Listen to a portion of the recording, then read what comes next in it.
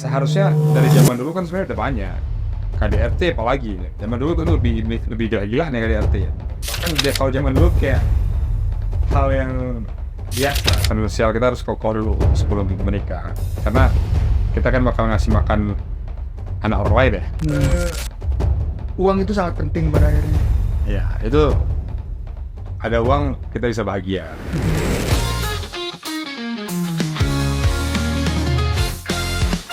Di sini kita berkumpul bersama lagi.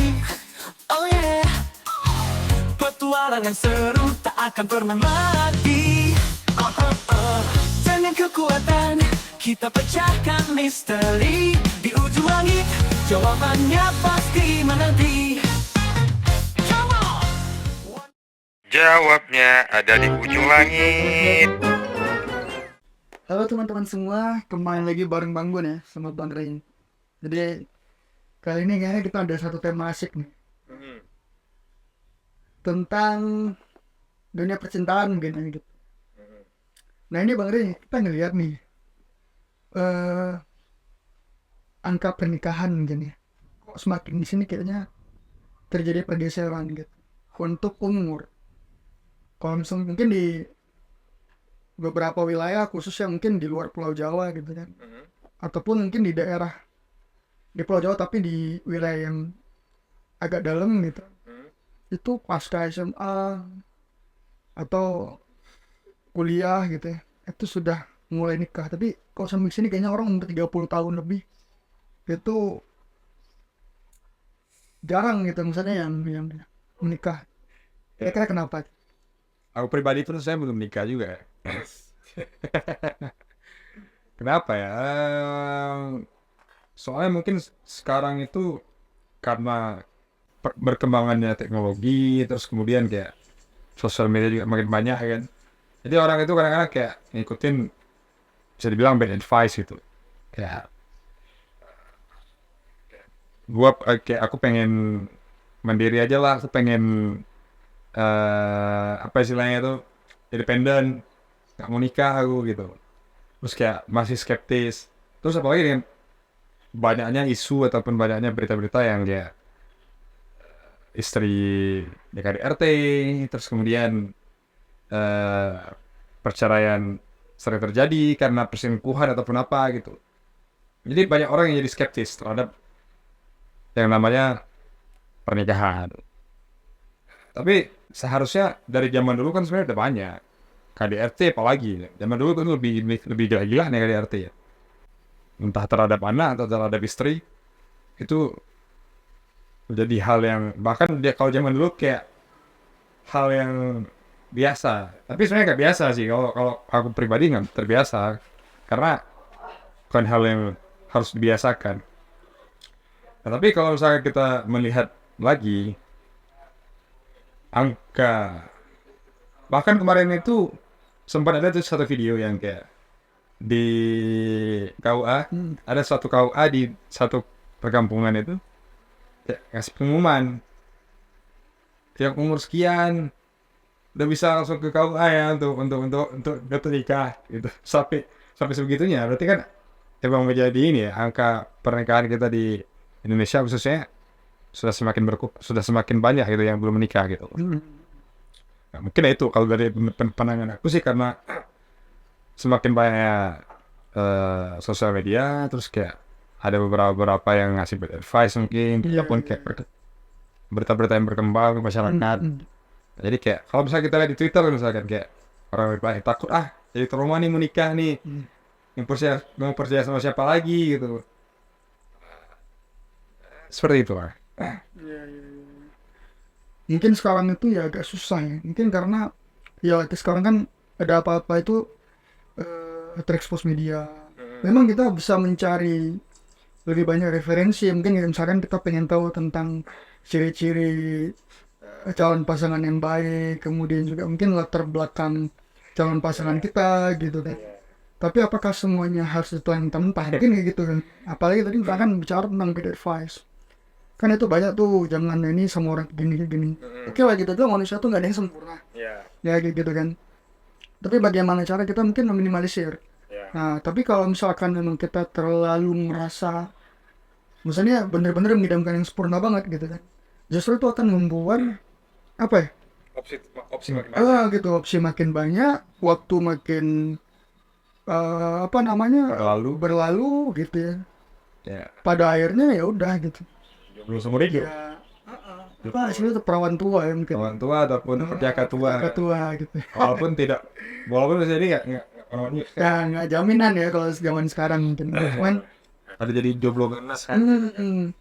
ya itu yang menjadi problematika kita lah gitu. Mungkin di sekitar kita juga ada beberapa orang gitu yang sudah melalui fase itu, bahkan mereka merasa melewati umur 30 tahun itu ya udah gitu, hidup mengalir saja ya, nggak ada lagi sesuatu hal yang kayak harus di ini banget, itu kejar banget kayaknya. Ya. Mungkin karena nafsu untuk kayak membangun sebuah keluarga kecil mungkin juga udah nggak ada kan. Tapi tau nggak yang apa ya? Yang lebih gila lagi sekarang tuh kayak ada namanya aturan TikTok. Aturan TikTok. Ya, jadi kayak misalkan kayak ciri-ciri cowok selingkuh seperti apa? Ya Gitu, ataupun kayak kalau hubungan yang kayak gini sebenarnya toxic ataupun kayak apa namanya kayak lu kalau mau nikah tuh harus yang ngeliat dulu tuh cowoknya udah punya penghasilan berapa gitu. Sebenarnya aku satu sisi setuju sama yang namanya kayak finansial kita harus kokoh dulu sebelum menikah, karena kita kan bakal ngasih makan anak orang lain ya kan. Nah, tapi satu sisi bukan berarti itu menjadi suatu pakem ya. yang ini ya kan, karena ya nggak apa-apa kayak mungkin penghasilannya belum terlalu besar, tapi kita lihat orangnya kan gitu, orangnya apakah kayak bakal punya masa depan nggak nih orang nih, ataupun kayak orang ini berjuang nggak, orang ini kayak melakukan sesuatu nggak. Nah kalau misalkan emang kayak dari awal ya tidur-tiduran doang, terus kayak kemudian ya cuman ngeluh doang kerjanya, ataupun kayak nggak bisa melakukan sesuatu hal ya itu wajar, nggak jangan milih orang seperti itu gitu. Nah, tapi kalau misalkan ada dasarnya kayak dia emang bekerja keras, tapi mungkin ya mohon maaf kayak rezekinya mungkin belum diberikan sebanyak itu, mungkin masih belum terlalu beruntung. Itu ya orang seperti yang harusnya dipertahankan gitu. Dan mungkin semua tentang waktu ya. Karena menurutku definisi sama-sama dari nol saya berjuang sama-sama itu bukan yang Mustahil. maksudnya bukan yang kayak tadi itu, bukan yang kayak si cowoknya itu emang nggak ngelakuin apa-apa ya, udah bersidang tapi nggak ngelakuin apa-apa gitu.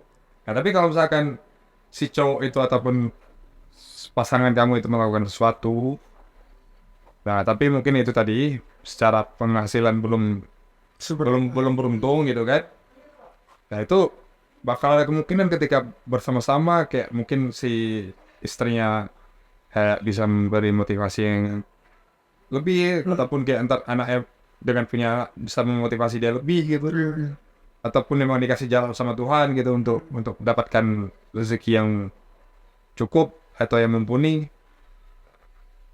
pasti bakal berbeda juga gitu dibandingkan dengan orang yang sejak awal mungkin udah punya privilege ataupun udah bisa jadi kayak di luar gitu misalnya gitu. Kayak gitu sih. Walaupun itu tadi itu menjadi tanggung jawab kita lah sebagai laki-laki, masalah keuangan dan lain, masalah untuk memberikan kebutuhan itu terutama ya, kebutuhan pokok gitu. Ya gitu. Iya sih benar. Memang apa ya, kita melihat itu jangan skeptis ya. Maksudnya pola ukurnya kan kita sudah punya, maksudnya oh ini nih ciri-ciri pasangan yang setelah itu bisa mendongkrak kita lah gitu, menjadikan kita itu lebih bersemangat lagi, lebih membara, lebih bekerja keras gitu. Tapi memang secara pribadi kita juga harus bawaannya tuh etos kerjanya bagus lah, kurang-kurangnya itu gitu. Jangan belum punya pekerjaan yang mungkin gajinya setimpal dan segala macam, tapi kita bermalas-malasan. Karena masalah rezeki itu ya kalau menurutku ya itu tuh sudah ada yang ngatur gitu. Pasti. Apalagi orang yang menyegerakan kemudian juga nanti kan bakal berkeluarga, pasti bakal adalah titipan yang lebih gitu. Tapi dalam tanda kutip tuh tetap harus ya positif, semangat gitu. Sebenarnya secara psikologi juga kita ketika ditimpalin satu tanggung jawab gitu ya. Apalagi nanti kan nggak cuma istri ya, Iya. kayak gitu. Apalagi ya anak gitu ya. Pasti wah itu kalau perlu bukan kita bilang kita nggak pulang ke rumah, cuman eh, uang itu sangat penting pada akhirnya. Iya, itu ada uang kita bisa bahagia. Mm-mm. Ya, karena ada kayak orang-orang apa ya yang kasih motivasi kayak uang bukan segalanya. Benar, benar, betul, betul. Ketika emang kita udah kaya mungkin uang bukan segalanya emang. Kebahagiaan itu bukan cuma berasal dari uang. Nah, tapi uang itu bisa membuat kita jadi bahagia. Iya, Entah kayak misalkan katakanlah istri lagi bad mood gitu kan. Kayak dibeliin apa? ayo sayang ini aku beliin tas apa gitu, tas channel yang baru gitu keluar kayak. Ya otomatis ya mood dia bakal jadi baik lagi gitu. Iya, iya, iya. Karena memang yang bertanya hubungan rumah tangga sekarang itu ya dua ya, kalau nggak duit ya perselingkuhan gitu. Iya. Kayak gitu. Ataupun satu lagi. Luar syahwat. Aduh, susah itu ya. Itu kan banyak ya kalau soal itu. Saya khawatir karena banyak faktor tuh. Pertama, street atau apa gitu kan. Jadi Yang kedua memang ya dirinya mungkin kurang apalagi ya kurang power lah gitu. sebenarnya sekarang kan ya ada yang isunya tahu-tahu ya suaminya rupanya karena beban sosial karena ini sosial ya karena dia eh, mempertahankan nama baiknya mungkin mungkin karena saya apa sih namanya ini Terpaksa. seksual dia mungkin hasil seksual dia mungkin bukan Bahwa itu kayaknya terjadi deh. Gitu. ada Di artis ya, mungkin isunya tuh kayak gitu ya. ada beberapa kasus yang aku dengar lah dari teman dekat gitu ya. Oh, terjadi perceraian tuh karena ketahuan ini itu. Hmm. Perceraian ataupun hubungan itu menjadi tidak manis lagi. Itu kenapa sih sebenarnya? Hubungan tidak manis lagi ya, pasca menikah ya. Pasca menikah. Karena kalau menurut aku tuh gini, ketika kita menikahi seseorang, fisik itu kita bakal menua semuanya. Dia perempuan. pasti. Kemudian kalau bicara tentang cantik dan ganteng itu, lihat selain masih ada langit. Ya. Kayak gitu. Nah, yang paling penting tuh menurutku tuh komunikasi. Kayak gitu, komunikasi. Bisa nggak kita nyari seseorang tuh yang punya frekuensi, ataupun kita berhasil bangun chemistry di dia. Ya. Misalkan konteks ini, entah orang taruh mungkin ya, ataupun mungkin kenalnya masih bentar, terus menikah, bedanya sama mungkin orang yang pacaran gitu kan. Nah itu proses ngebangun chemistry sampai dengan klop, sampai dengan bener-bener kayak cocok, kayak gitu. Jadi maaf ya, bukan dalam tanda kutip tuh cuman untuk kayak teman tidur gitu. Oh ya. Nah yang bahaya itu kan mungkin suami-suami yang apa ya kita bilang itu Mindset melihat perempuan itu sebagai objek ya. objek saja gitu. Itu tuh yang nggak benar. Padahal kan makanya kan mereka disebut sebagai teman hidup ya. Ya benar-benar hidup bersama, berjuang bersama gitu. Tapi komunikasi yang seperti apa sih sebenarnya yang harus ada gitu ataupun yang harus dibangun selama kita inilah menikah ataupun kayak menjalin hidup lah bersama gitu. Yang pasti itu kita itu berusaha untuk bagaimana cara yang menyenangkan tuh kan nggak semuanya tuh tentang uang ya. Iya pasti. Banyak lah bisa menyenangkan itu banyak hal lah gitu ya. Entah makanan, kemudian apa setelah itu sayang-sayangan gitu kan. Kemudian kita care gitu. Nah itu bentuk cara untuk menjaga keharmonisan. Sama satu lagi itu ya sering-sering lah bawa main Iya, gitu. harus quality time ya. All the time. Walaupun sudah punya anak ya. Kadang emang banyak yang perhatikan udah punya anak nih. Udah katakanlah hubungannya udah sekian tahun gitu, udah punya anak gitu kan.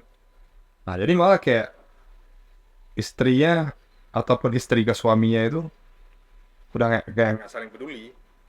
Apalagi yang kerja masing-masing gitu. Ya, kayak cuek gitu loh. Pulang udah sama-sama capek kan. Ya, karena aku setuju. Karena pada akhirnya yang kita punya pada akhirnya cuman ya komunikasi, cuman obrolan aja gitu. Ketika obrolan itu tidak ada ya, menurutku sih bakal hambar ya, bakal kayak nggak ada. Ya sama hal kayak kita sendirian, kita nggak punya teman ngobrol kan, makanya kita butuh nongkrong misalnya gitu kan, makanya kita butuh pasangan kan seperti itu. Nah, tapi ketika itu nggak ada, ketika teman bicara nggak ada, teman kita curhat nggak ada akhirnya apa? Iya. Lari ke orang lain kan, Iya. lari ke cewek-cewek PBU misalkan. malah dia bilang ntar kayak, wah aku nyaman nih sebenarnya sama nih orang, aku nyaman kayak Oh itu yang bahaya. karena pada ini sama istriku kan. Gitu benar. Padahal dia sendiri ataupun mungkin ya satu sama lain yang nggak melakukan hal itu. Sama juga yang penting itu sebenarnya ini sih. Komunikasi itu kan nggak cuma ya tentang kita bahas apa kerjaan atau mungkin bahas anak, bahas ke depan. Tapi juga urusan-urusan yang berkaitan sama ya hubungan berdua itu lah. Iya. Kayak gitu. Makanya komunikasi itu menjadi vital, jadi sangat penting gitu. Iya. Contoh misalkan nih, misalkan kayak untuk yang udah berkeluarga, oh pengen pakai baju Mickey Mouse misalnya, contoh ya, itu Superman misalnya. Fantasi lah, fantasi dalam Itu justru sebenarnya bagus sih kalau menurutku. Karena bukan dalam artinya apa, cuman kita membangun rasa, kita membangun satu, karena kan sekarang eranya kan lagi-lagi ya, informasi gitu kan, kita nggak bisa menutupi bahwasanya apa yang kita lihat di luaran gitu, baik secara fisik ataupun mungkin secara maya, itu sedikit banyak mempengaruhi pola pikir kita gitu. Dan kadang-kala mungkin kita berpikir mungkin nggak untuk hal tersebut itu hadir di hidup kita. Nah jadi makanya mungkin kayak pernah dengar nggak kayak dalam satu obrolan itu kayak Ashanti bicara tentang apa namanya Mas Anang pengennya baju ini segala macam. Itu malah ini banget gitu. Iya. Ini wajar banget gitu. Tapi masih dalam batas ini ya, batas normal. Iya. Batas normal ya, enggak yang fantasinya kayak aku pengen exit gitu ya. Itu kan udah fantasi yang udah nggak boleh dilakukan ya kan. Setuju. Kalau misalkan untuk membangun keharmonisan dalam hubungan rumah tangga sih ya itu. Iya. Ya itu para istri sih Harusnya paham gitu. harusnya paham lah. Kayaknya lelaki itu hasilnya tinggi soalnya. Fantasinya pun liar gitu. Mungkin ya beberapa fantasinya mungkin ya ketika itu masih batas norma, batas agama ya itu silakan gitu. Toh itu Menyenangkan. private juga kan, menyenangkan juga kan antara satu sama lain gitu.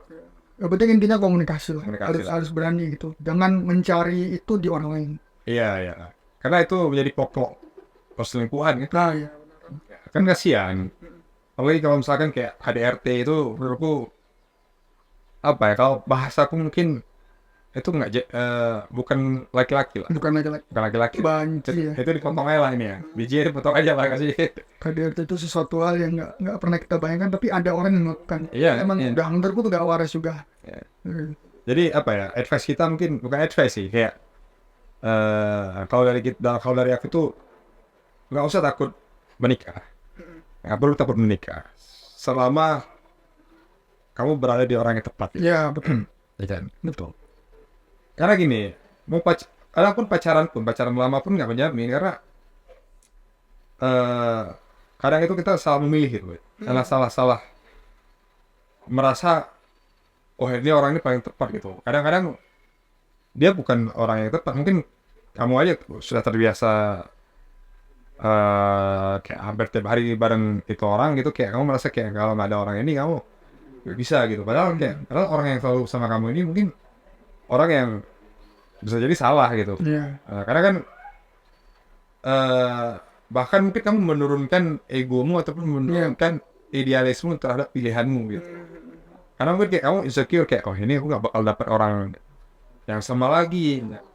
Tinggal cari orang yang berbeda, jangan orang yang sama, pastinya orang yang lebih baik kan, orang yang lebih memahami kamu, orang yang lebih sinkron ataupun kayak satu frekuensi sama kamu, obrolannya nyambung. Seperti itu sih. Karena kalau enggak ya setelah menikah bakal teriksa.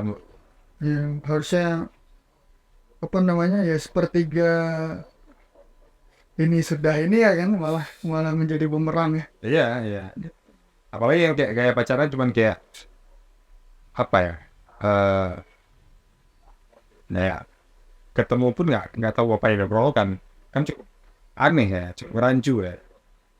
Terus buat apa bersama gitu ya. Banyak tuh aku dengar cerita kayak banyak banget gitu yang kayak ayolah kita ketemu gitu, kangen, tapi pas ketemunya nggak tahu ngapain. Nah, main game misalnya kan gitu. Nah Sebenarnya harusnya kayak gitu tuh yang paling intens tuh menurutku tuh cowoknya sih. Iya. Karena kadang-kala perempuan itu dia tuh bukan gak mau memulai komunikasi, tapi pasti ada rasa gengsi lah perempuan gitu ya. Namanya perempuan kan. Iya. Jadi kita laki-laki kalau memang kita memang senang, kita suka sama perempuan itu, ya kita fighting, kita berjuang, kita tunjukkan kalau kita tuh layak untuk dia. Gitu. Iya. Sama satu lagi deh, mungkin terakhir ya. Kan perselingkuhan sekarang marak ya. Ya, baru-baru aja pun ada kayak istri yang umroh Nah ya, malah di ketahuan malah selingkuh. dibawa ke rumah ya. Menurutmu selingkuh itu kenapa bisa jadi? Kenapa bisa? Karena sampai sekarang aku masih belum paham kayak kenapa sih orang mau selingkuh gitu. Hmm, Ataupun kayak sebenarnya selingkuh itu eh yang mendorong seseorang itu selingkuh kenapa gitu? ya.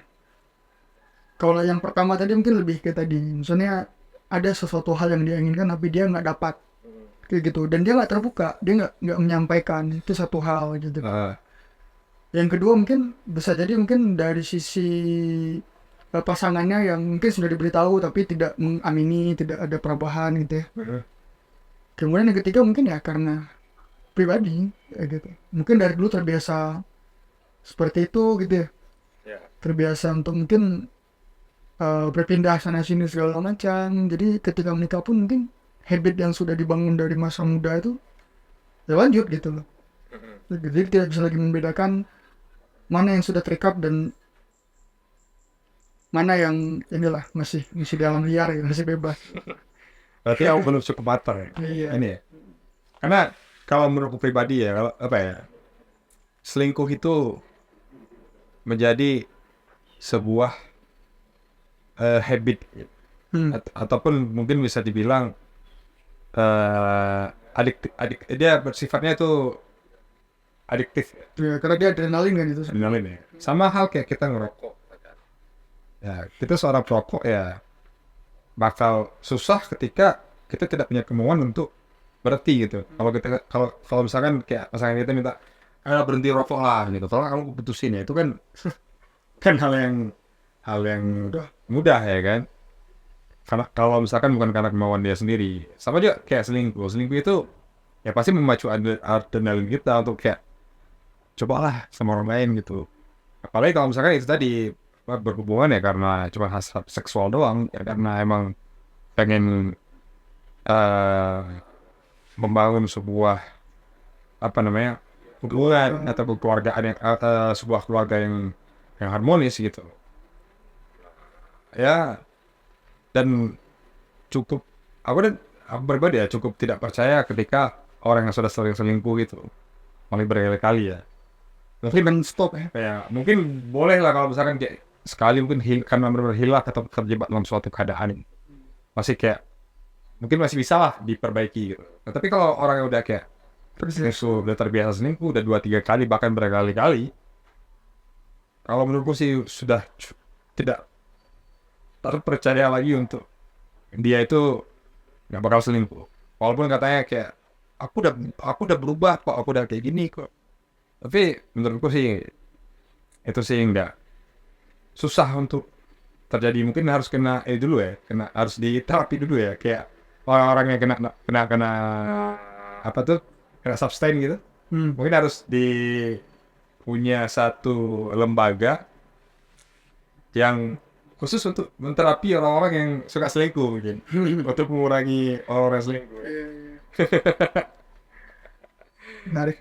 Menarik ya.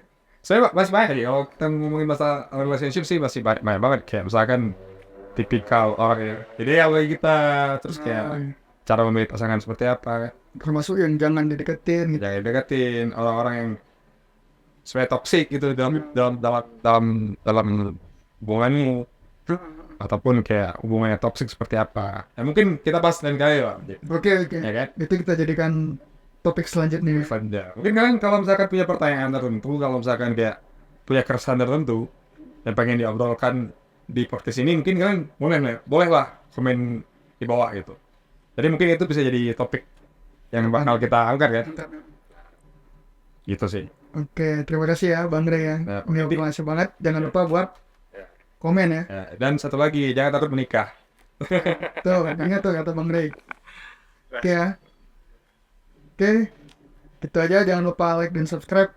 Terima kasih ya.